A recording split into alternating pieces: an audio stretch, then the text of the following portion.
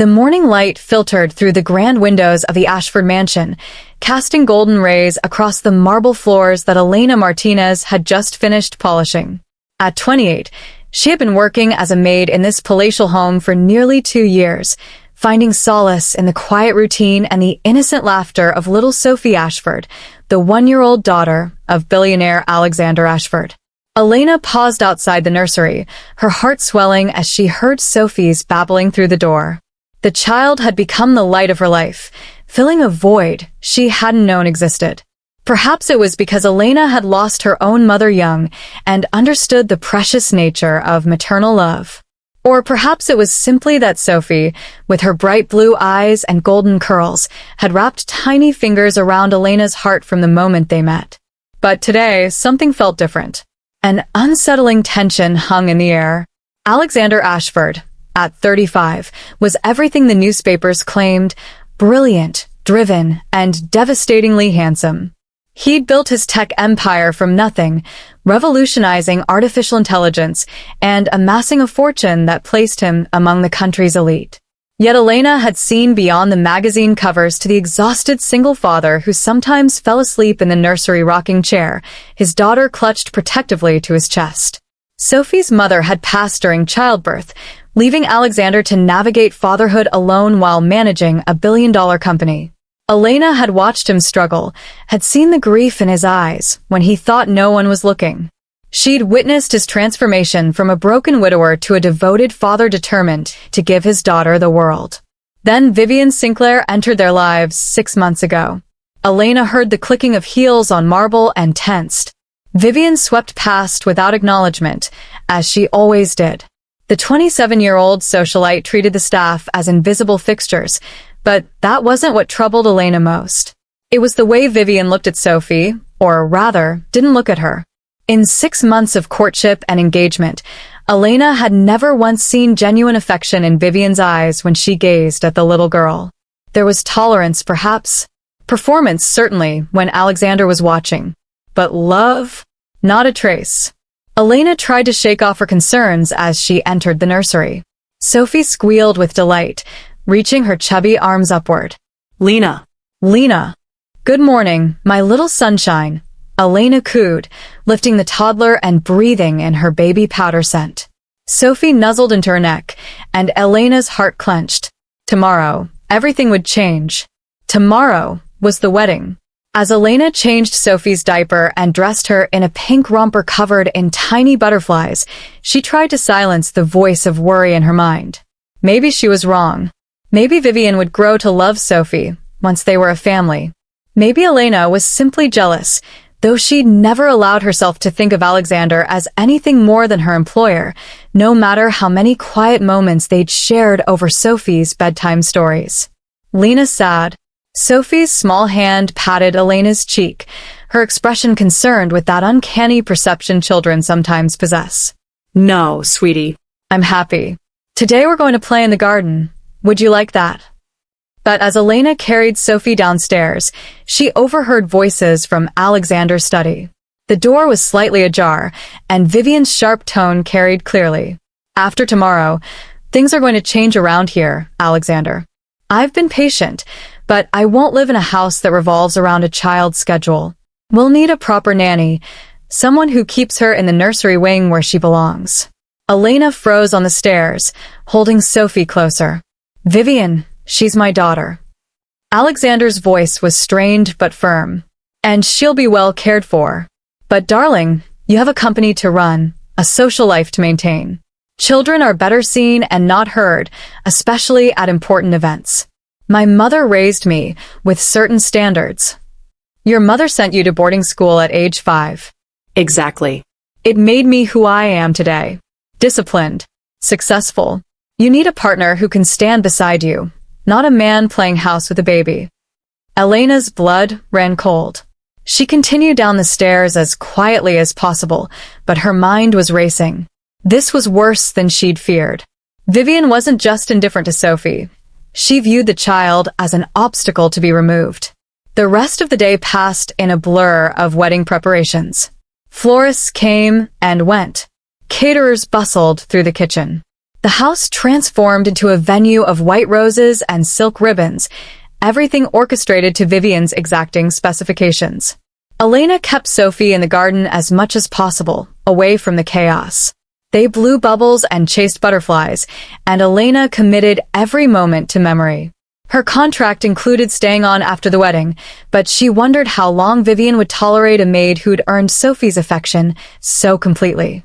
As evening fell, Elena gave Sophie her bath, savoring the little girl's giggles as rubber duckies floated in the tub. She was toweling her dry when Alexander appeared in the doorway. "May I?" he asked softly. Elena nodded, wrapping Sophie in her hooded towel and passing her to her father. She moved to leave, but Alexander's voice stopped her. "Elena, I wanted to thank you for everything you've done for Sophie. For us. You've been more than we could have asked for." There was something in his eyes, uncertainty, perhaps?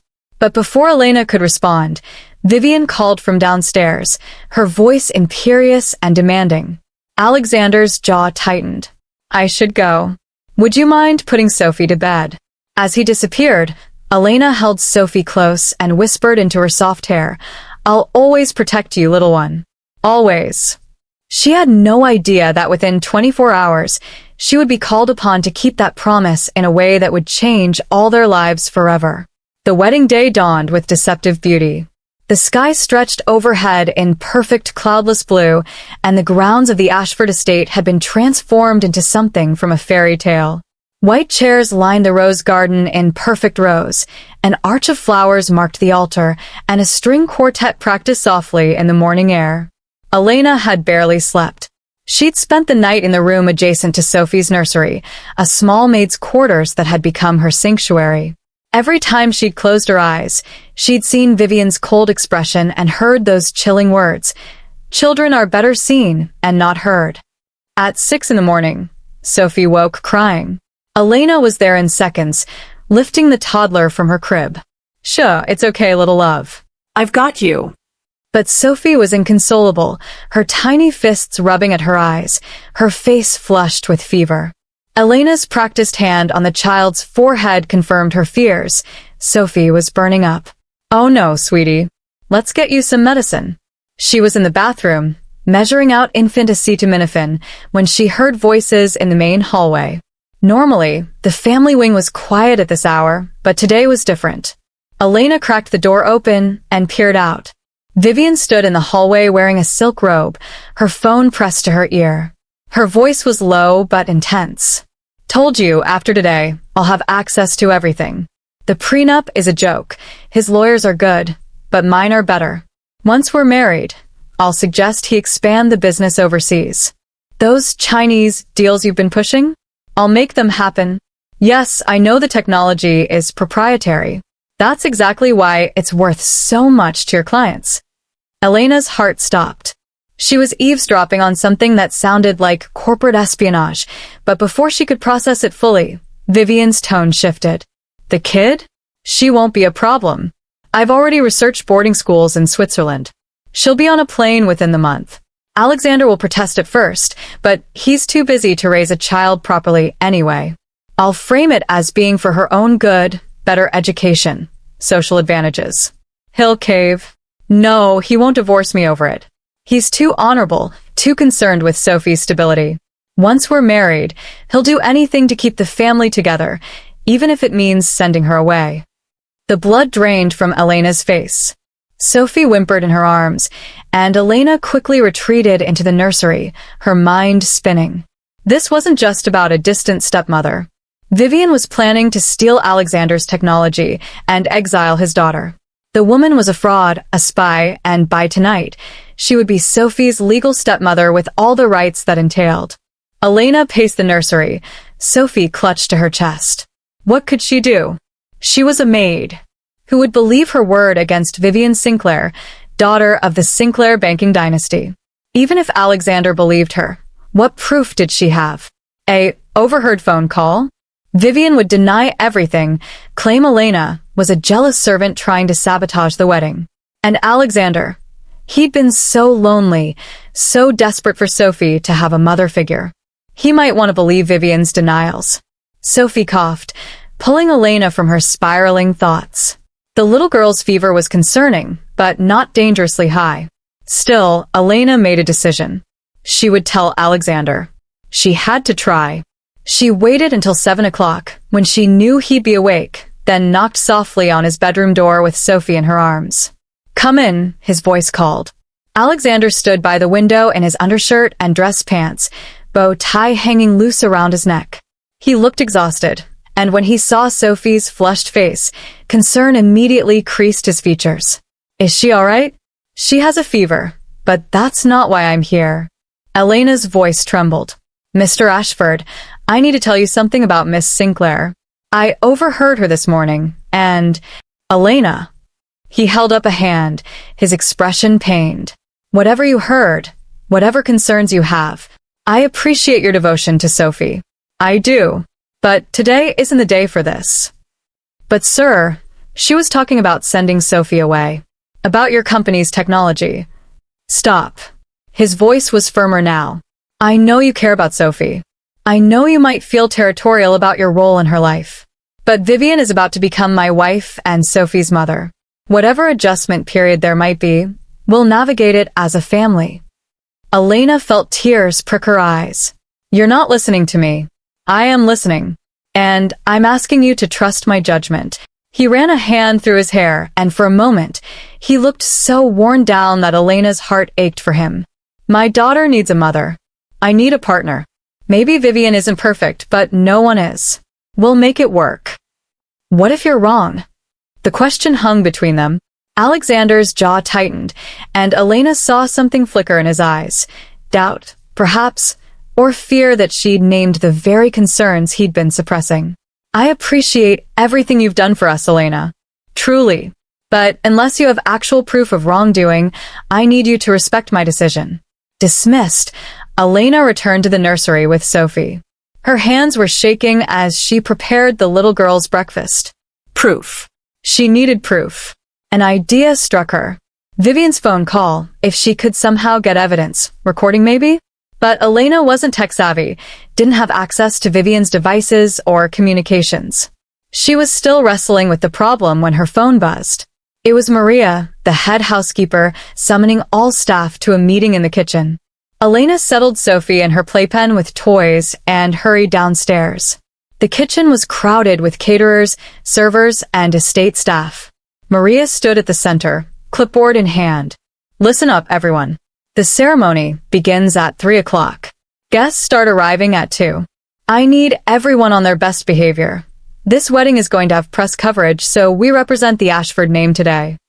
As Maria delegated assignments, Elena's mind wandered until something caught her attention. "And the security team will be monitoring all entrances. Mr. Ashford's business rivals have been making threats lately, so we're taking precautions. All guests will pass through the checkpoint with photo ID verification." Threats.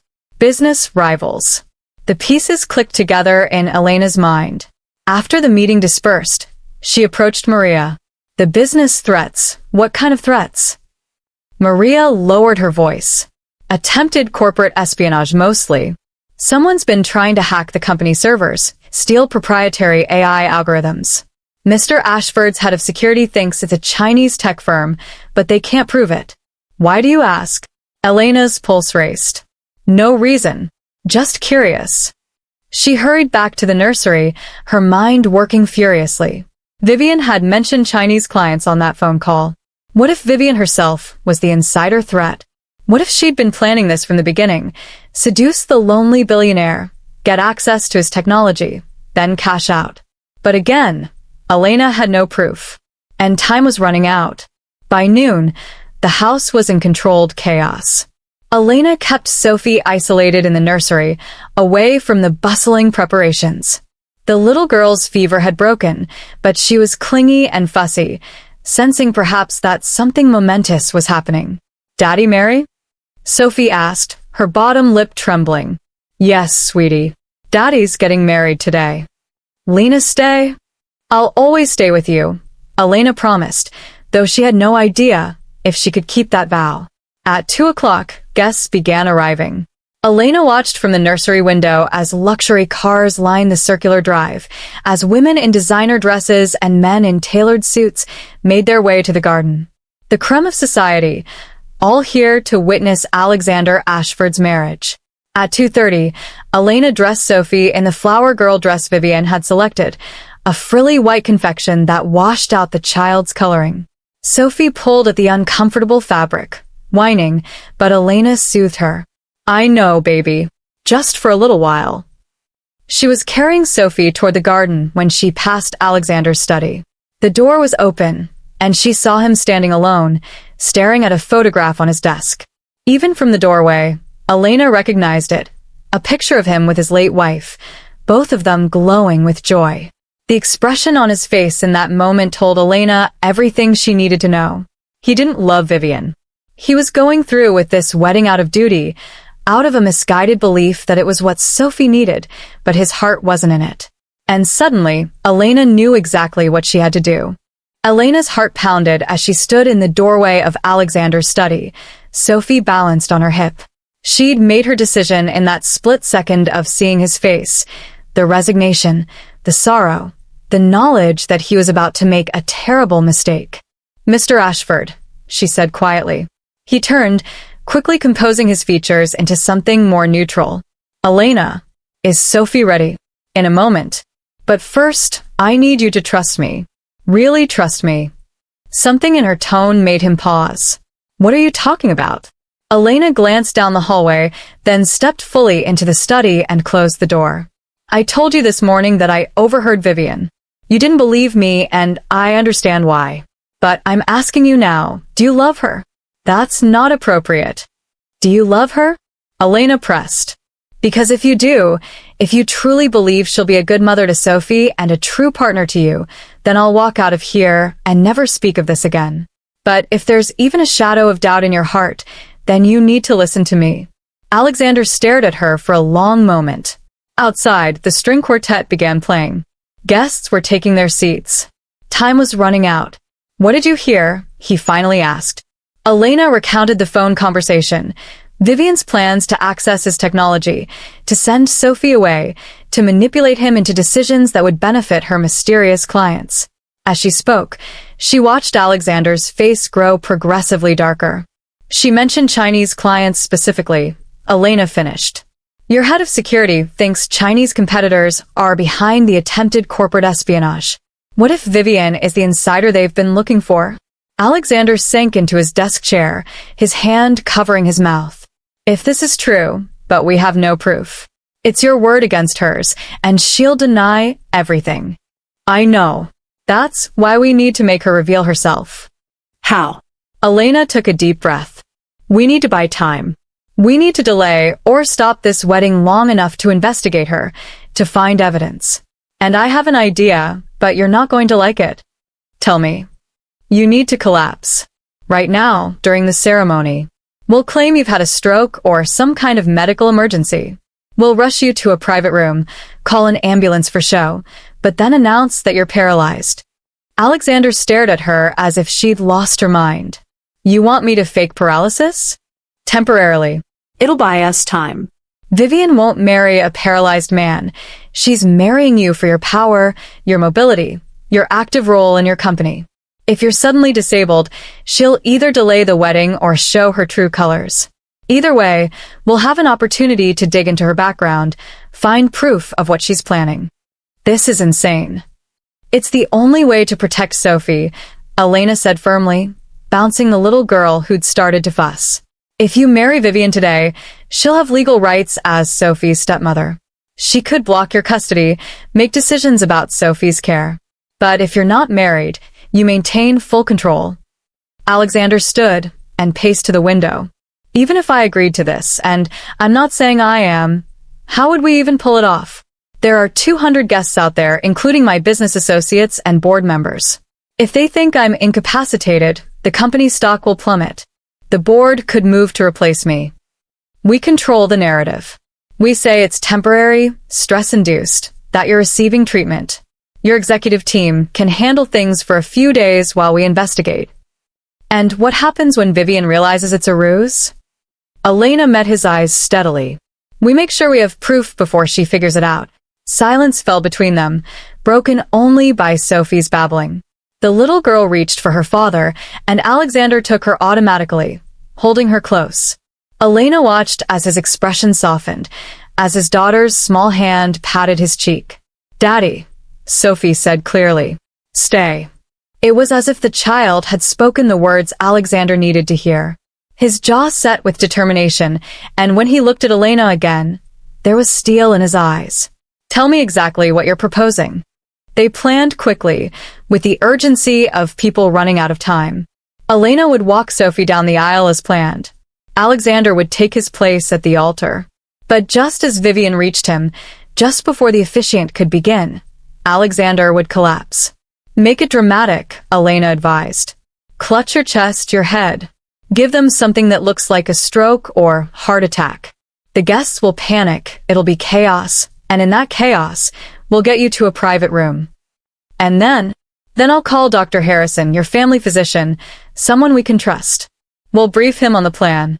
He'll examine you and announce that you've suffered some kind of neurological event resulting in temporary paralysis. Stress-induced, treatable, but requiring immediate rest and rehabilitation. Vivian will want to stay, to play the devoted fiancé. Let her. We'll watch her carefully. If she's really here for your money and power, she'll start to unravel when she realizes her meal ticket just evaporated. People show their true selves in crisis." Alexander nodded slowly. "And while she's unraveling, we investigate. I'll have my head of security dig into her background, her phone records, her associates. If there's a connection to the corporate espionage, we'll find it." Exactly. A knock at the door made them both jump. Maria's voice called through. "Mr. Ashford? It's time. They're waiting for you." Alexander looked at Elena one last time. "If we do this, there's no going back. If we're wrong about Vivian, if this backfires, I'll have humiliated her in front of everyone we know. I'll have destroyed whatever relationship we might have had. And if we're right," Elena countered softly, "you'll have saved Sophie from a woman who wants to erase her from your life. You'll have protected your company from betrayal. Sometimes doing the right thing means taking a risk." He stared at her for a long moment, and Elena saw something shift in his expression, recognition, perhaps, of the courage it had taken for a maid to stand up to a billionaire, to risk her job and reputation to protect a child. "All right," he said finally. "Let's do it. But Elena, if this works, if Vivian is exposed, I owe you more than I could ever repay." "You don't owe me anything. I'm doing this for Sophie." But as their eyes met, something unspoken passed between them, a recognition of partnership that transcended their employer-employee relationship. In this moment, they were two people united by a common goal, protecting an innocent child. Elena took Sophie back from him. "I'll see you at the altar." She slipped out of the study and made her way through the house toward the garden. Her hands were trembling slightly as she adjusted Sophie's dress and smoothed her own simple gray dress, the uniform of staff, meant to blend into the background. The garden was full now, every chair occupied. Elena spotted board members, society figures, business associates. The press section was cordoned off to one side, photographers with long lenses ready to capture the event. And there, at the back of the aisle in a private dressing tent, stood Vivian. Elena's breath caught. The woman was stunning in her wedding gown, a masterpiece of French lace and silk, form-fitting and elegant. Her dark hair was swept up in an intricate style, her makeup perfect, her jewelry sparkling. She looked every inch the society bride. But when her eyes landed on Elena and Sophie, her expression hardened just slightly, just enough for Elena to see the truth beneath the beautiful facade. "There you are," Vivian said coolly. "The flower girl. Try to keep her from crying during the ceremony. I don't want the photos ruined. Not Sophie. Not your daughter. Just the flower girl." Elena felt her resolve strengthen. "She'll be perfect." Vivian's smile was thin. "See that she is." The wedding coordinator appeared, headset on, clipboard in hand. "Places, everyone. The groom is taking his position now. We're starting in 2 minutes. Elena's heart raced as she walked Sophie to the beginning of the aisle. She could see Alexander standing at the altar, the officiant beside him, the elaborate flower arch framing them both. He looked every inch the powerful billionaire, tall, commanding, handsome in his tailored tuxedo. He caught Elena's eye across the distance, and she saw the question there. Are we really doing this?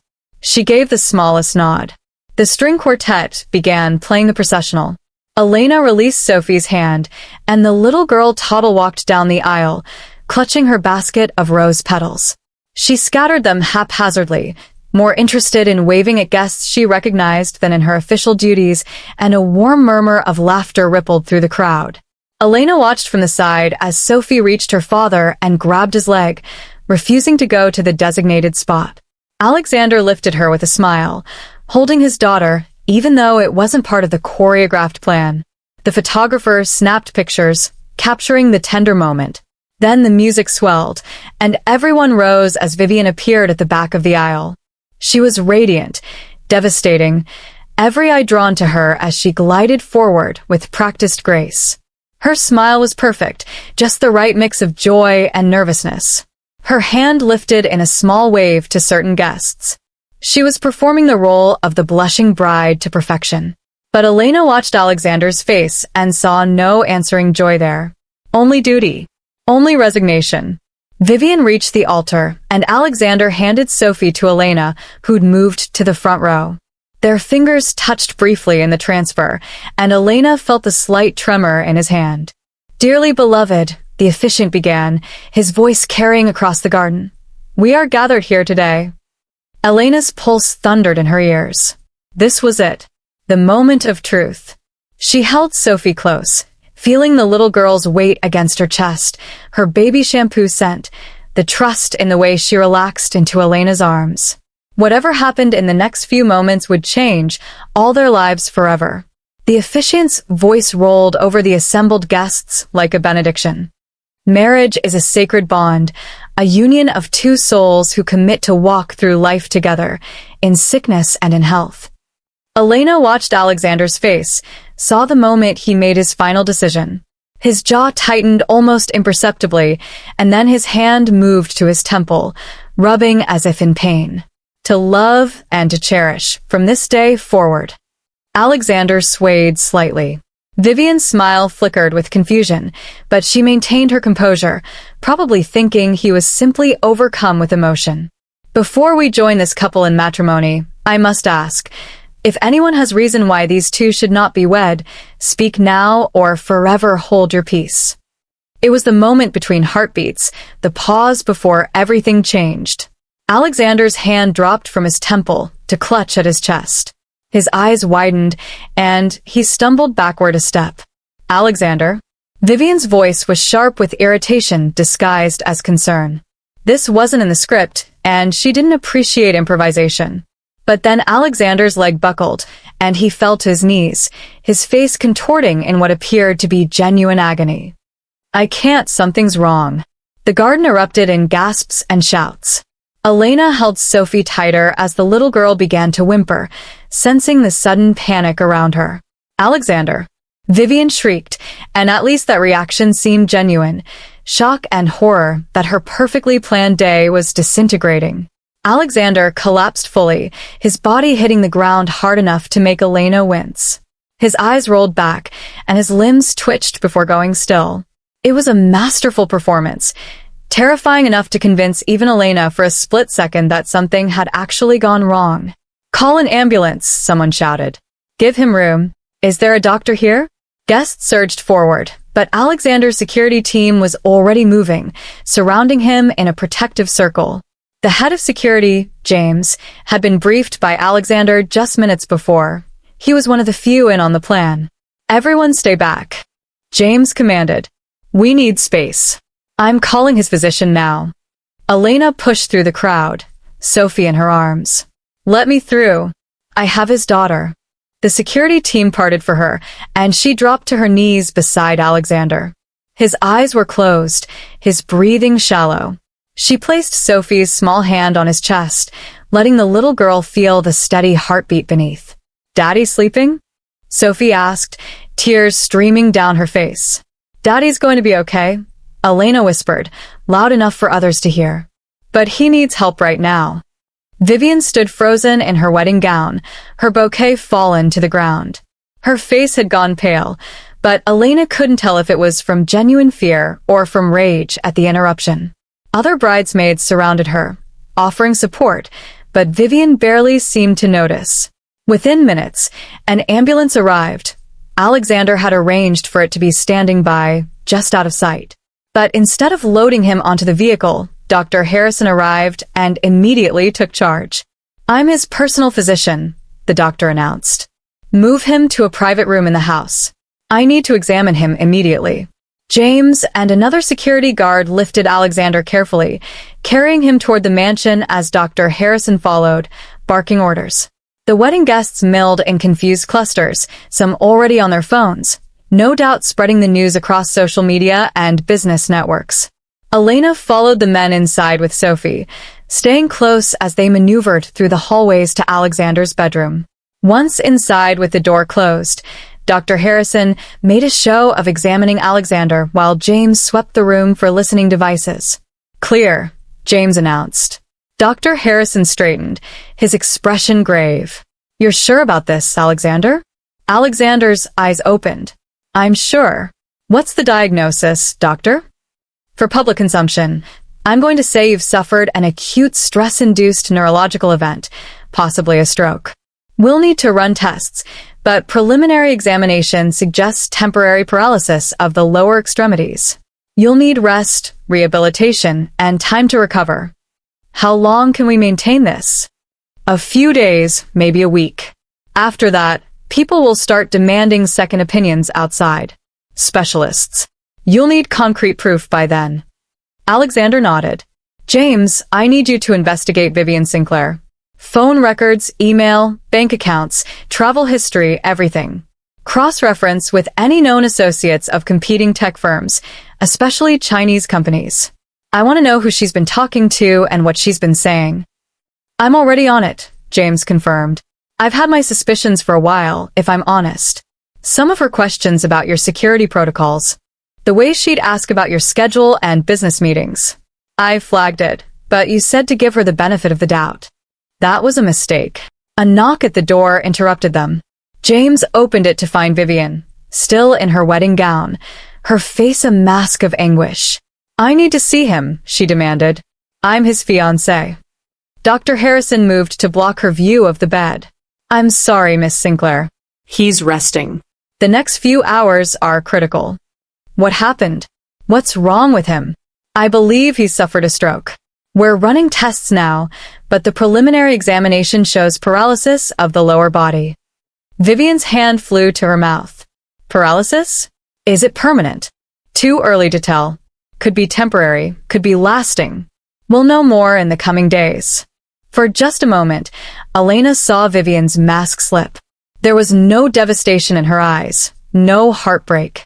There was calculation, assessment, the cold evaluation of whether this changed her plans or merely complicated them.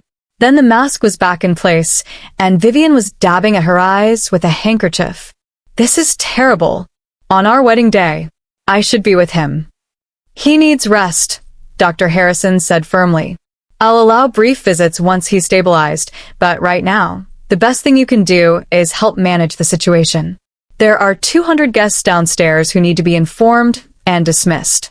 The press needs a statement." Can you handle that?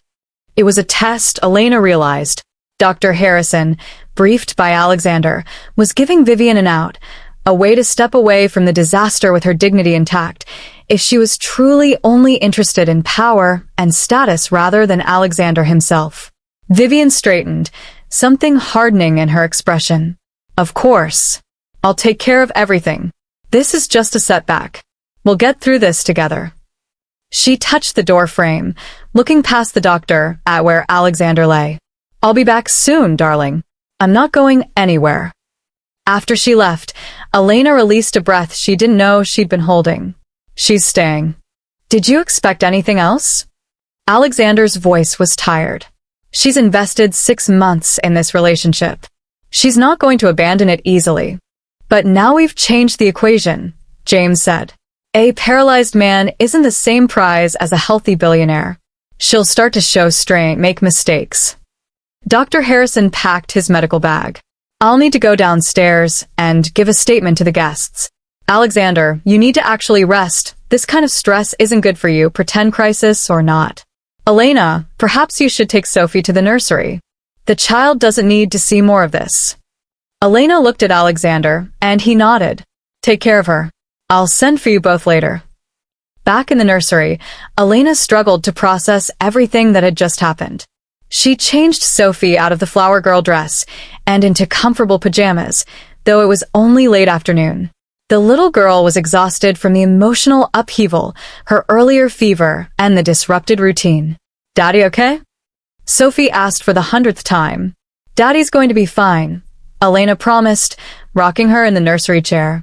He just needs to rest. Through the window, Elena could see guests departing, a parade of expensive cars leaving the estate. She imagined the conversations they were having, the speculation about Alexander's health, the impact on his company. By tomorrow, the business news would be full of analysis and stock price fluctuations. But that was secondary to the real battle being waged, protecting Sophie from a woman who saw her as an obstacle and protecting Alexander from a betrayal he nearly married. As Sophie finally drifted to sleep, Elena's phone buzzed with a text from James. Found something. Meet in security office when you can. Elena's heart raced. It had been less than 2 hours since the wedding was interrupted. Could they have found proof already? She waited until Sophie was deeply asleep, then slipped out of the nursery and made her way to the mansion's security center, a room full of monitors and servers in the basement. James sat at a computer, his expression grim. Show me, Elena said. James pulled up a series of emails. Vivian's been using encrypted email, but she got sloppy. Left her phone connected to the mansion's Wi-Fi, and our network security protocols logged everything. Look at these exchanges from the past 3 months. Elena leaned forward, reading. The emails were coded, but not well enough. References to the product and technical specifications and delivery timeline. Mentions of meeting contacts in hotels, of transferred funds, of promises made. She's been selling information about Alexander's AI algorithms to a shell company based in Singapore, James explained. That company has known ties to a Chinese tech firm that's been trying to develop competing products. She's the insider we've been looking for. This is it, Elena breathed. This is the proof we need. There's more. James clicked to another file. Boarding school applications for Sophie. She filed them under Alexander's name, forged his signature. The applications are dated from 2 weeks ago.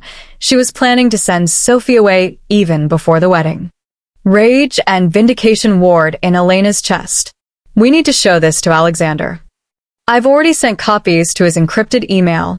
But, Elena, we need to be careful about how we expose this.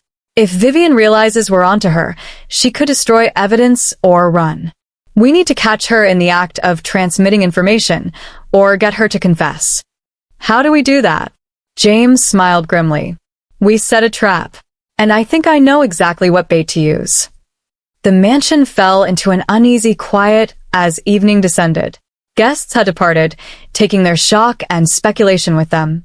The wedding decorations, the flowers, the ribbons, the carefully arranged chairs, were being dismantled by a cleanup crew, erasing all evidence of a ceremony that never was.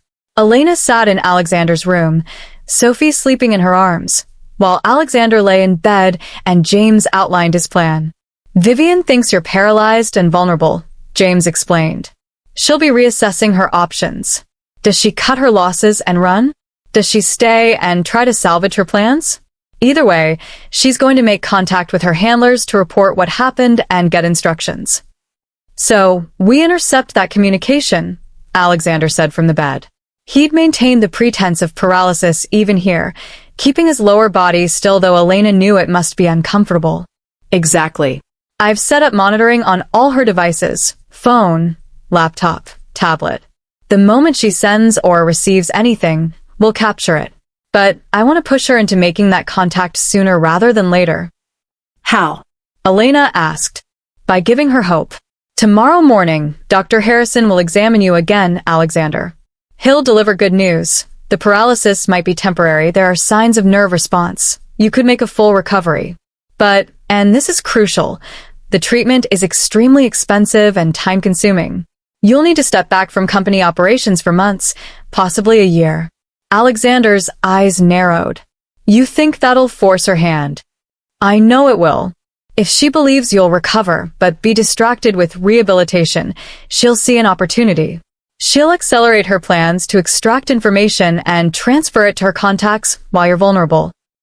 And we'll be watching when she does, Alexander finished. There's something else, James said carefully. I've been analyzing her behavior patterns, and I think she's going to make a move tonight. Tonight? Elena shifted Sophie to her other arm. Why tonight? Because she's a planner, and this derailed all her plans. She's going to want to regain control immediately. She'll either reach out to her contacts to update them, or she'll try to access your company files while everyone's distracted with a medical emergency. Alexander sat up straighter, then caught himself and lay back down. My home office. She has the passcode. Which is exactly what she'll use. I've set up monitoring there too. If she accesses your computer, we'll record everything she does. So we wait, Elena said. We wait. The hours that followed were some of the longest of Elena's life. She returned to the nursery with Sophie, settling the little girl in her crib and then positioning herself in the chair by the window where she could watch the hallway. Around 9 o'clock, she saw Vivian emerge from the guest suite she'd been using. The woman had changed from her wedding gown into designer jeans and a cashmere sweater, her hair pulled back, her makeup removed. She looked younger this way, more vulnerable, and for a moment Elena almost felt sorry for her. Then she remembered the boarding school applications, the stolen technology, the cold calculation in planning to erase a 1-year-old child from her father's life, and the sympathy evaporated. Vivian moved down the hallway toward Alexander's office, glancing over her shoulder as she went. Elena held her breath, watching. Would she really be so bold as to snoop the very night of the interrupted wedding? Vivian disappeared into the office, and Elena immediately texted James. She's in the office. His response was instant. I see her. She's booting up his computer. Stand by. Elena waited, her heart pounding. Minutes ticked by. Then her phone lit up with another message. Got her. She's downloading files. Project specifications, source code, client lists. Everything. And she just sent an encrypted email to a contact in Hong Kong. Can you decrypt it? Already did. She's telling them the wedding was delayed due to Alexander's medical emergency, but she's still positioned to access everything they need. She's asking for the rest of her payment and proposing a new timeline. Elena felt a wave of relief, so powerful it made her dizzy. They had her. Concrete, undeniable proof. But James's next message made her stomach drop. She's on the move again. Coming your direction. Elena's door opened without warning. Vivian stood in the threshold, her expression unreadable in the dim light from the hallway. Elena, we need to talk. Every instinct screamed danger, but Elena kept her voice steady. It's late, Miss Sinclair. Sophie's sleeping. This won't take long. Vivian stepped into the room, closing the door behind her. I've been thinking about our conversation this morning, about the concerns you expressed regarding Alexander. I don't know what you mean. Please. Don't play games. I heard you in his study, telling him I couldn't be trusted. Vivian moved closer, and Elena fought the urge to back away. I understand you're protective of Sophie. I even admire it. But you need to understand something. I am going to be this child's mother. And when that happens, there will be changes. Mr. Ashford makes decisions about his daughter, not you. Alexander is in no position to make decisions right now. He's paralyzed, possibly permanently. He'll need help managing everything, the company, the household, and yes, Sophie's care. Vivian's smile was cold. I could be generous, Elena. You've been good to Sophie. I could ensure you remain employed here, that you maintain a role in her life. Or I could have you dismissed the moment I become Mrs. Ashford, which will happen as soon as Alexander's well enough to reschedule the wedding. It was a threat, clear and direct. But it was also a mistake. Vivian was revealing her true self, the mask slipping in her desperation to regain control. "What do you want?" Elena asked. "I want your cooperation. I want you to stop filling Alexander's head with doubts about me. I want you to remember your place in this household." Vivian leaned in, her voice dropping. "You're the maid, Elena. A servant. You may think you're special because you've bonded with Sophie, but you're replaceable. We both know that." "If I'm so replaceable, why are you here threatening me?" Vivian's eyes flashed. "I'm not threatening you. I'm offering you a choice. Work with me, and you'll have a secure future here. Work against me, and you'll be looking for a new job by the end of the week." "I see." Elena kept her voice level, knowing James was likely monitoring the room. They placed cameras throughout the mansion. "And if I agree to cooperate, what would that look like?" "Simple. You help me convince Alexander that Sophie would benefit from boarding school. Just agree with me when I bring it up, mention how much she'd learn, how good it would be for her development. You're her caregiver. Your opinion matters to him. You want me to help you send a 1-year-old away to boarding school. I want you to help me give Sophie the best possible education and upbringing. Is that so terrible? Sophie needs her father. She needs people who love her. Love isn't everything, Elena. Discipline, structure, excellence, these matter too. My parents sent me away at 5, and look how I turned out. Like a woman who sells corporate secrets and plans to exile a baby, Elena thought but didn't say. Instead, she simply shook her head. I can't help you with that. Vivian's expression hardened. Then you've made your choice. I hope you have somewhere to go, because you won't be here much longer. She swept out of the room, leaving Elena shaking with adrenaline. Immediately, Elena's phone buzzed. James. Got it all recorded. Video and audio. She just handed us everything we need. Elena. Now what? James. Now we show Alexander. And then we decide how to end this. Elena checked on Sophie, still sleeping peacefully, unaware of the battle being waged around her, then made her way back to Alexander's room. He was sitting up now, the pretense of paralysis abandoned in private, and James had his laptop open showing surveillance footage. I saw the whole thing, Alexander said, his voice tight with fury. The way she threatened you, the things she said about Sophie. It's over, Alexander, James said. We have everything. The emails, the downloaded files, the recorded conversation. She's been selling your proprietary technology for months, planning to send Sophie away, manipulating you from the beginning. We can go to the authorities tonight. But Alexander held up a hand. No. Not yet. What? Elena looked at him in confusion. Why would we wait? Because if we expose her now, she'll lawyer up, claim she was entrapped, that the evidence was obtained illegally. She's connected. Her family has resources. They'll drag this out in court for years, and in the meantime, my company's reputation suffers, Sophie's life is disrupted by legal proceedings, and Vivian remains free on bail. So, what do you propose? James asked. Alexander's smile was cold. We make her confess. Publicly, clearly, in a way that leaves no room for legal maneuvering. How? Tomorrow, Dr. Harrison announces I'm making a remarkable recovery. Better than expected. I'm already regaining feeling in my legs. The paralysis was temporary after all. We'll reschedule the wedding for the day after tomorrow. Elena's eyes widened. You want to go through with it? No. I want Vivian to think we're going through with it. She'll be relieved, thinking she's back on track. But at the ceremony, just before we exchange vows, I'm going to stand up from the wheelchair we'll have me in. I'm going to walk to the altar on my own 2 feet. And I'm going to play a recording of her conversation with you and her emails with her contacts for everyone to hear. You'll humiliate her, Elena said.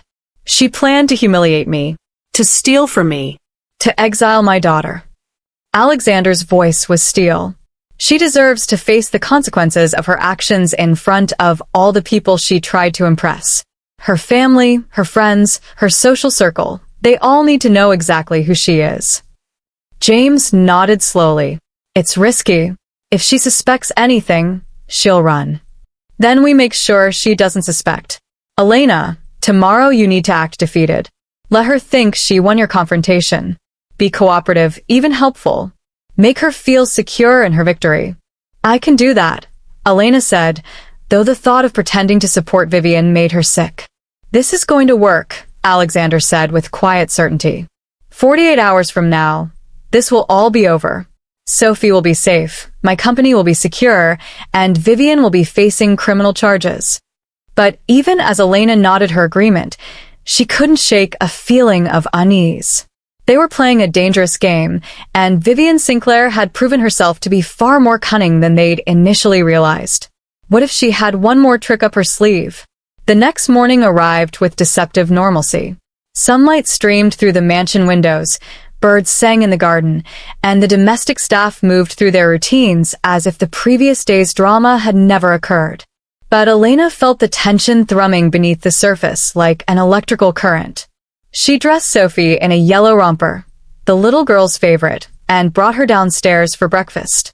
In the formal dining room, she found Vivian already seated, perfectly composed in a silk blouse and tailored pants, sipping coffee and scrolling through her phone. "Good morning," Elena said, keeping her voice neutral as she settled Sophie in her high chair. Vivian glanced up, and Elena saw the flash of triumph in her eyes. She thought she'd won their confrontation last night, had successfully intimidated the maid into submission. "Good morning, Elena." "Sophie." Vivian's tone was saccharine. "I hope you've reconsidered our conversation." This was it, the performance Alexander had asked for. Elena lowered her eyes, submissively. "I have.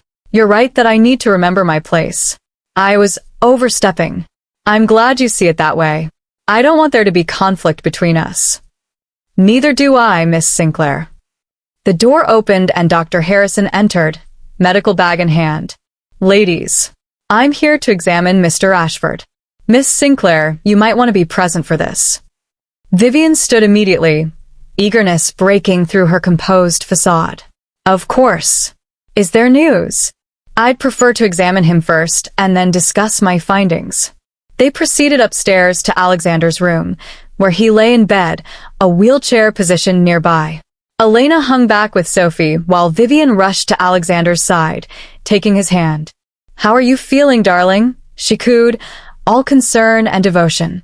"Tired. Confused." Alexander's voice was weak, his performance flawless. What happened yesterday is still a blur. Dr. Harrison conducted his examination, checking reflexes, asking Alexander to attempt small movements. After several minutes, he stepped back with a cautiously optimistic expression. "Mr. Ashford, I have encouraging news. You're showing significant nerve response in your lower extremities. The paralysis appears to be temporary, stress-induced, as I suspected." Vivian's gasp was perfectly timed. "Temporary? He'll recover?" "With intensive therapy and time, yes. I'm optimistic he'll regain full mobility." Dr. Harrison paused meaningfully. "However, the recovery process will be demanding. He'll need months of rehabilitation, reduced stress, minimal work responsibilities." "Whatever he needs," Vivian interrupted. "We'll get him the best therapists, the best facilities. Money is no object." Elena watched Alexander's face and saw the flicker of disgust he couldn't quite hide. Even now, Vivian was thinking about his money, his resources. "There's something else," Alexander said, his voice gaining strength. "The wedding. I know we had to cancel yesterday, but Vivian, I don't want to wait months. If Dr. Harrison clears it, I want to reschedule immediately." Vivian's eyes widened. "Alexander, are you sure? Your health has to come first. My health is improving. And I need you to help me through the recovery. Sophie needs a mother. We've waited long enough." It was exactly what Vivian wanted to hear, and Elena watched the calculation happen behind her eyes. A paralyzed billionaire was one thing, but a recovering billionaire with temporary vulnerability? That was opportunity. "If you're certain," Vivian said, squeezing his hand. "Then yes, of course. Nothing would make me happier." "Day after tomorrow," Alexander insisted. "Small ceremony, just family and close friends. No press, no spectacle. I'm not strong enough for that yet." "Day after tomorrow," Vivian agreed. I'll make all the arrangements. After Dr. Harrison and Vivian left to discuss medical protocols, Elena approached Alexander's bed with Sophie. The moment the door closed, he sat up, all pretense of weakness vanishing. She took the bait, he said grimly. She did. But Alexander, are you sure about this? Publicly exposing her at another wedding ceremony seems poetic justice? He swung his legs over the side of the bed, standing and stretching muscles that had been still too long. She wanted a performance. She'll get one. Sophie reached for her father, and he took her, holding her close. Daddy's going to make everything safe for you, sweetheart. I promise. The next 36 hours passed in a blur of preparation. Vivian threw herself into planning the intimate second ceremony with manic energy, making calls to florists and caterers, selecting a new dress, simpler than the first, more appropriate for a quiet affair. She was solicitous toward Alexander, doting even, playing the role of devoted fiancé to perfection. But Elena noticed the moments when the mask slipped. The way Vivian's smile tightened when Sophie cried. The irritation that flashed across her face when Alexander asked her to read Sophie a bedtime story. The calculation in her eyes when she thought no one was watching. James worked behind the scenes, coordinating with Alexander's legal team, ensuring everything was documented properly. The evidence against Vivian was overwhelming. Emails, file downloads, bank transfers, recorded conversations. It would be enough not just to expose her, but to prosecute her for corporate espionage and attempted fraud. On the morning of the second wedding, Elena dressed Sophie in a simple white dress and then stood before her own mirror, looking at the gray uniform she'd worn for 2 years. Today would likely be her last day in this house. Once the truth came out, once Vivian was exposed, everything would change. Alexander would need to hire new staff, people who hadn't witnessed the debacle of his almost marriage. Elena would be a reminder of his poor judgment, of how close he'd come to disaster. She'd been sending out resumes quietly, preparing for the inevitable. A knock at her door pulled her from her thoughts. Alexander stood in the hallway, looking devastatingly handsome in a simple gray suit. No tuxedo this time, in keeping with the understated ceremony. Elena, may I come in? She stepped aside, confused. Is something wrong? No. I just wanted to say something before today's events unfold. He looked uncomfortable, vulnerable in a way she'd never seen him. Whatever happens, whatever comes next, I want you to know that I'm grateful. You risked your job, your reputation, to protect Sophie. You stood up to me when I wouldn't listen. You saw the truth when I was willfully blind. I was just doing what was right. No. You were doing what was brave. And after today, when this is all over, I hope you'll stay. Not as just the maid, but as Sophie's nanny, officially. With a proper salary, benefits, quarters in the family wing. You're more than staff to her. You're the closest thing to a mother she's known. I don't want to lose that for her. Or for me. Elena's throat tightened. Mr. Ashford. Alexander. Please. After everything we've been through together, I think we're past formality. Alexander, then. I'd be honored to stay. For Sophie. Something flickered in his eyes at that qualifier. For Sophie. But he simply nodded. Then it settled. Now, let's go finish this. The ceremony was set up in the mansion's conservatory, a beautiful glass-enclosed space filled with tropical plants and natural light. As promised, the guest list was small, a handful of board members, Alexander's lawyer, Dr. Harrison, and some of Vivian's family. Maybe 40 people total. Vivian had wanted fewer, Elena realized. Fewer witnesses to her triumph, fewer people to see her marry into wealth and power. But Alexander had insisted on the board members. He wanted them there for what was to come. Elena positioned herself at the back of the conservatory with Sophie on her hip. The little girl was fussy. Sensing the tension, Elena couldn't quite hide. Sure, baby. It'll be okay soon. The officiant took his place. Vivian entered, stunning in a cream-colored dress, her smile radiant. And then Alexander appeared, pushed in a wheelchair by James. The sight sent a murmur through the guests. The chair was a new addition, a prop to sell the illusion of continued weakness. Alexander looked pale, drawn, every inch the man still recovering from a medical crisis. Vivian's face showed perfect concern as she approached him, kneeling beside the wheelchair to take his hand. "Are you sure you're up for this?" "I've never been more sure of anything," Alexander said, and the double meaning in his words made Elena's pulse quicken. The ceremony began. The officiant spoke of commitment, partnership, trust, words that rang hollow given what Elena knew. Vivian recited her vows with apparent sincerity, promising to stand by Alexander in sickness and health, for richer or poorer. Then it was Alexander's turn. "Vivian," he began, his voice carrying clearly through the conservatory. "When we met 6 months ago, I thought you were the answer to my prayers.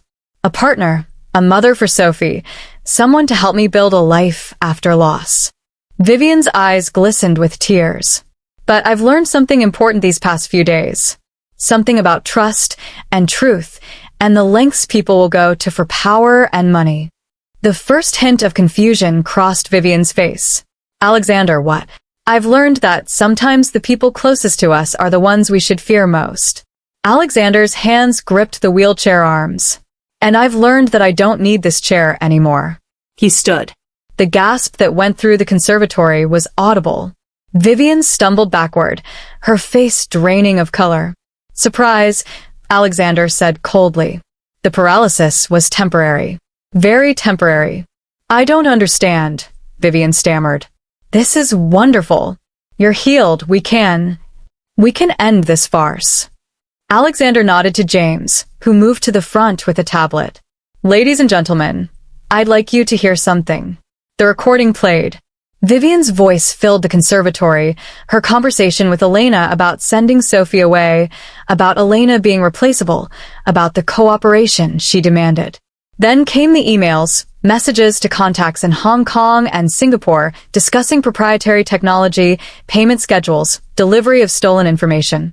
With each revelation, Vivian's expression shifted from confusion to panic to rage. She lunged for the tablet, but James stepped back, holding it out of reach. "Stop it. This is illegal. You can't." "I can," Alexander said. "You had no expectation of privacy in my home, using my Wi-Fi network, accessing my computers without authorization.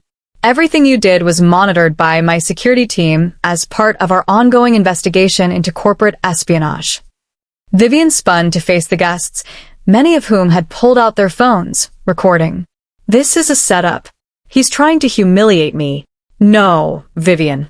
You humiliated yourself." Alexander's voice was ice. "You used me. You planned to steal my technology and sell it to my competitors. You forged my signature on boarding school applications to send my daughter away. You threatened my employee when she tried to protect Sophie. And you are going to stand here and marry me, all while betraying everything I am." "Alexander, please." Vivian's voice cracked, real panic setting in now. "Let me explain. Those emails, they're taken out of context. You were just committing corporate espionage and fraud, which is why I've asked the authorities to join us today." On cue, 2 police officers entered the conservatory, followed by FBI agents in dark suits. "Vivian Sinclair," one agent said, "you're under arrest for theft of trade secrets, wire fraud, and conspiracy to commit industrial espionage." The conservatory erupted in chaos. Vivian screamed, struggling as the agents moved to handcuff her. Her mother rushed forward, shouting about lawyers and false accusations. Board members talked in urgent huddles, no doubt already strategizing how to protect the company's reputation. And in the middle of it all, Alexander walked calmly to where Elena stood with Sophie, took his daughter from her arms, and held her close. "It's over," he said softly, for Elena's ears only. "She can't hurt us anymore." Elena watched as Vivian was led away in handcuffs, still protesting, still trying to maintain her innocence even as the evidence condemned her. She felt no triumph, only relief and exhaustion. Sophie patted Alexander's face. "Daddy not sick?" "No, baby. Daddy's not sick. Daddy's fine. Everything's going to be fine now." But as Elena met Alexander's eyes over Sophie's head, she knew that fine was relative. They'd stopped a threat, exposed a fraud, protected a child. But the aftermath was just beginning. 3 months later, the Ashford mansion had settled into a new rhythm. Elena descended the main staircase in the early morning light, no longer wearing the gray uniform of staff. Instead, she wore comfortable jeans and a soft sweater, the casual attire of someone who belonged rather than someone who served. Her quarters had been relocated to the family wing as promised, a suite of rooms adjacent to Sophie's nursery that felt more like a home than anywhere Elena had lived in years. The change in her title from maid to nanny had come with responsibilities that felt less like work and more like joy. "Lena," Sophie's voice called from the kitchen. "Pancakes."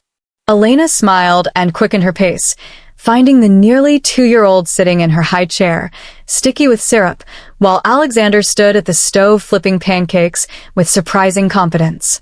"Since when do you cook?" Elena asked, leaning against the door frame. Alexander glanced over his shoulder, his smile warm. "Since my daughter decided she'd only eat pancakes in the shape of animals and our chef threatened to quit. I've mastered elephants and dolphins. Giraffes are still a work in progress." Sophie banged her spoon on the high chair tray. "More Fant.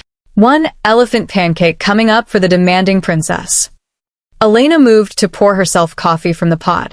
Fresh, strong, exactly how she liked it. Alexander had learned her preferences over the past months, just as she'd learned his. They'd become a team, co-parenting Sophie, managing the household together in a partnership that still sometimes caught Elena off guard. The trial had been swift and unforgiving.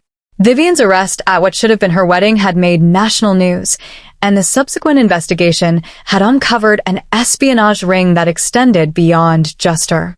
She'd been a recruitment target for a foreign tech competitor, seduced with promises of wealth in exchange for access to Alexander's company. She was currently serving a 15-year sentence in federal prison. The scandal had rocked Alexander's company initially. Stock prices had dipped, board members had called for his resignation, critics had questioned his judgment. But he'd weathered it with a combination of transparency, accountability, and strategic brilliance. He'd given interviews, admitted his near mistake, and demonstrated that his company's security protocols, while compromised, had ultimately caught the threat. Slowly, confidence had returned. The stock had recovered. New contracts had been signed. And through it all, Alexander had been present for Sophie in a way he'd never managed before the crisis. "Here you go, princess." Alexander set the elephant pancake in front of Sophie, who squealed with delight. "Daddy best. I'm pretty great, aren't I?" He caught Elena's amused expression. "What? Nothing. It's just nice seeing you in dad mode instead of billionaire CEO mode. I'm learning to balance both, though some days are easier than others." He poured batter for another pancake, this one human-shaped, Elena's breakfast. "Speaking of which, I have a board meeting this afternoon. Would you mind watching Sophie? That's literally my job, Alexander." "Right." "I'm still getting used to not having to apologize for asking you to do your job." It had been one of the adjustments, redefining their relationship from employer-employee to something more collaborative. Alexander no longer gave orders, he made requests. Elena no longer deferred automatically, she pushed back when she disagreed. The result was a dynamic built on mutual respect rather than hierarchy. Sophie finished her pancake and lifted her arms. "Down." "Play." "Magic word," Elena prompted. "Peas." Alexander lifted his daughter from the high chair, and she toddled toward the door, her confident steps a reminder of how much she'd grown in 3 months. Elena and Alexander followed, ending up in the sunroom that had been converted into a playroom.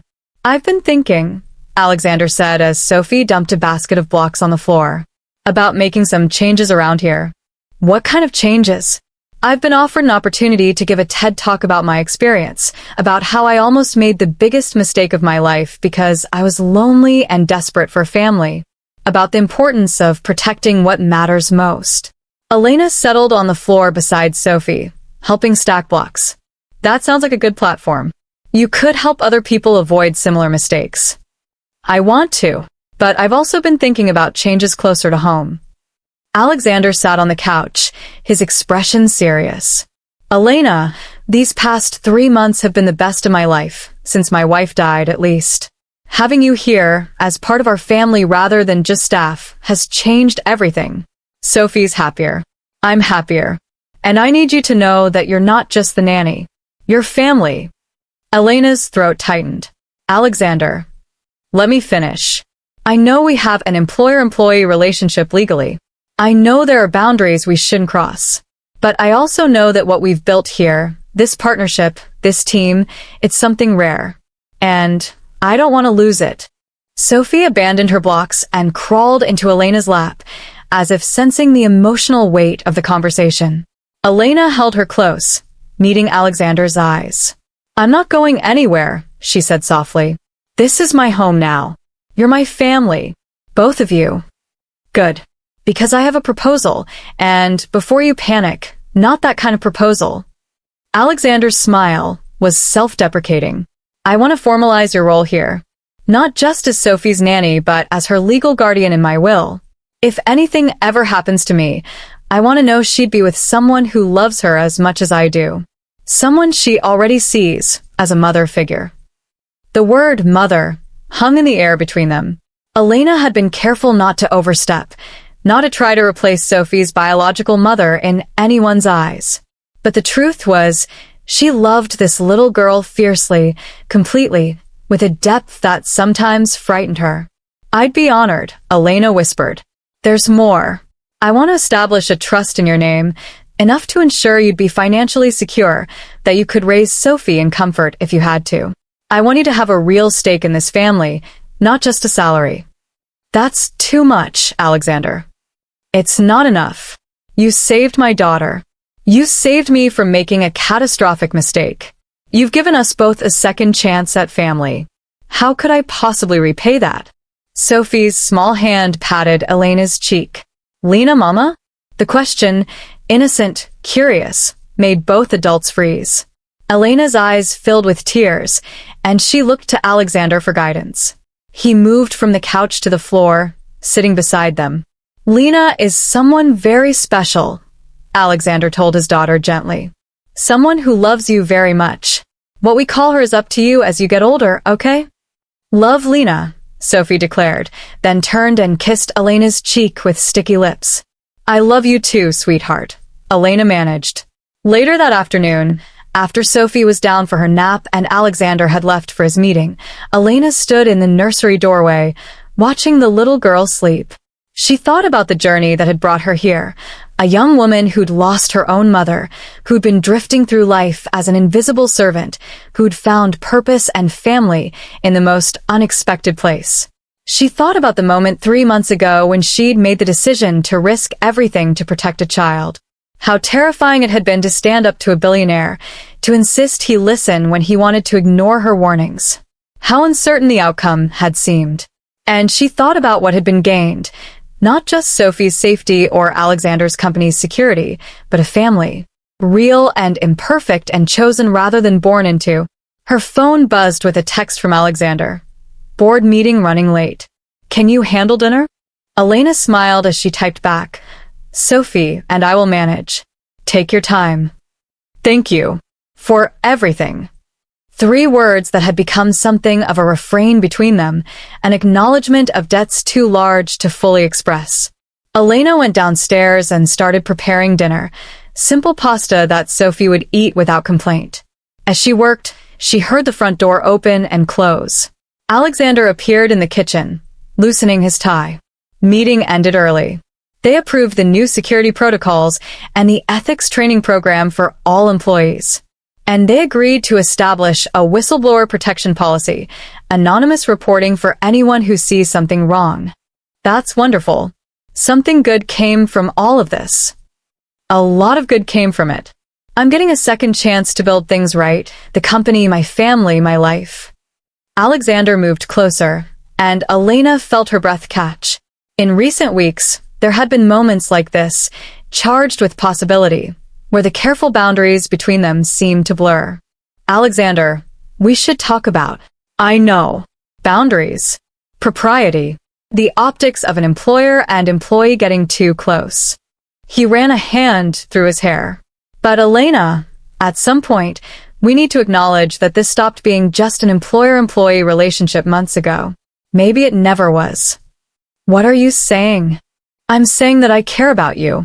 Not just as Sophie's caregiver, but as a woman, a partner, a friend. I'm saying that when I imagine my future now, you're in it. Not off to the side as the nanny, but at the center. With me. With Sophie. Elena's heart raced. This is complicated. I know. And I'm not asking for an answer right now. I'm just asking you to think about it, about us, about what this could be. When you're ready. If you're ready. He kissed her forehead gently, then stepped back before she could respond, heading upstairs to check on Sophie. Elena stood alone in the kitchen, her hand pressed to where his lips had been, her mind spinning. The truth was, she'd been falling for him for months. Maybe from the beginning, from those late nights when she'd found him asleep in the nursery chair, from the moments of vulnerability when he'd shared his grief and his fears. But she'd pushed those feelings down, told herself they were inappropriate, impossible. Now he was telling her they might not be impossible after all. That evening, after Sophie was asleep and the house was quiet, Elena found Alexander in his study, paperwork spread across his desk. She knocked on the doorframe, and he looked up, surprised. "Can't sleep?" he asked. "Too much on my mind. About what you said earlier." Alexander set down his pen, giving her his full attention. And I think you're right. This stopped being just a job a long time ago. Maybe when I first heard Sophie call my name. Maybe when I realized what Vivian was planning. Maybe before that. She stepped into the room. "I care about you too. More than I probably should. But Alexander, I'm scared." "Of what?" "Of ruining this. Of complicating something that's working. What if we try, and it doesn't work out? What happens to Sophie then? She's already lost one mother. I can't be the person who leaves her too." Then we make sure that doesn't happen. We take it slow. We keep Sophie's well-being at the center of every decision. And we trust that what we've built is strong enough to survive. Elena moved to the window, looking out at the garden where Sophie loved to play. "My mother used to tell me that family isn't always about blood. It's about who shows up, who stays, who loves you through the hard parts." I didn't understand what she meant until now. She sounds like she was wise. She was. I wish she could have met Sophie. She would have loved her.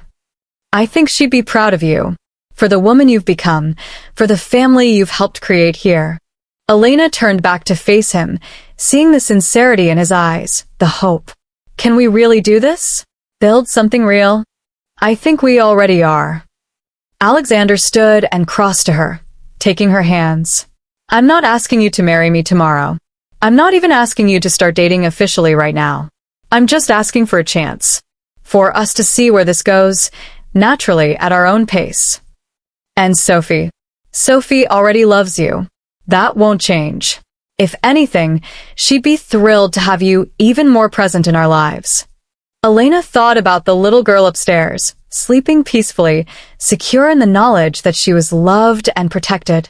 She thought about the man in front of her, who'd learned from his mistakes, who'd grown into a father and a leader through adversity. And she thought about herself, no longer the invisible maid, but a woman with agency, with voice, with value. Okay, she said softly. Let's try. Slowly. Carefully. With Sophie as our priority. Alexander's smile was brilliant, transforming his face. That's all I ask. He pulled her into a gentle embrace, and Elena let herself sink into it, feeling the solid warmth of him, the steady beat of his heart. This was real. This was happening. A maid and a billionaire, brought together by crisis, choosing each other through trust. Thank you, Alexander whispered into her hair. For what? For saving us. For staying. For giving us a chance to be a real family. Elena pulled back just enough to look at him. You saved me too, you know. Gave me purpose, a home, a reason to believe in second chances. Then we saved each other. They stood there in the quiet study, holding each other, while upstairs their daughter, because Sophie was theirs now, in all the ways that mattered, slept peacefully, unaware that the family she needed had finally, fully, come together. The road ahead wouldn't be simple. There would be challenges, adjustments, moments of doubt. But they would face them together as a team, as a family. And in the end, that was all that mattered. 6 months later, on a sunny afternoon in the garden, Sophie ran through the grass chasing butterflies while Elena and Alexander watched from a bench beneath a willow tree. "Mama, look," Sophie called, pointing at a monarch butterfly landing on a flower. Elena glanced at Alexander, who squeezed her hand. They'd let Sophie choose her own name for Elena, and Mama had emerged naturally over time. It no longer felt like stepping on the memory of his late wife. It felt like honoring what Elena had become to this child. "I see it, sweetheart. It's beautiful. Like you," Alexander said softly, and Elena laughed. "That was smooth. I've been practicing. I'm thinking of including some romantic gestures in my repertoire." "Oh, like what?" "Well, I've been carrying this around for a few weeks, waiting for the right moment." Alexander reached into his pocket and pulled out a small velvet box. Elena's breath stopped. "Alexander, before you panic, I know we said slow. I know we agreed to take our time. But Elena, every moment with you has shown me what I want for the rest of my life. You, me, Sophie, this family we've built. I don't need time to know that." He opened the box, revealing a simple, elegant ring. "I'm not asking you to answer today. I'm just asking you to think about making this permanent. About being Sophie's mother legally, my wife officially. About building the future together instead of just day by day." Elena looked at the ring, then at Sophie playing in the garden, then at Alexander's face. Open, vulnerable, hopeful. She thought about how far they'd all come, about the courage it had taken to speak up 3 months ago, about the family that had emerged from crisis. "Ask me again at Christmas," she said softly. "In front of the tree, with Sophie there. Make it special for her." Alexander's smile was radiant. "That's not a no. That's a, I want to say yes, but I want our daughter to be part of the moment." "Our daughter," he repeated, savoring the words. "I love the sound of that. So, do I." They sat in comfortable silence, watching Sophie play, the ring box tucked safely away for a future moment. They had time now. Time to build, to grow, to love without fear. The maid who'd risked everything to save a billionaire's daughter had found more than she'd ever imagined. A home, a family, a love that transformed them all. And in the end, that was the greatest treasure of all.